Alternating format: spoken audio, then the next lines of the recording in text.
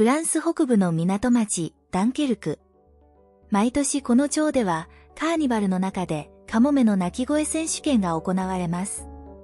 挑戦者は、バナナをマイクに見立て、全力でカモメの鳴き声を披露します。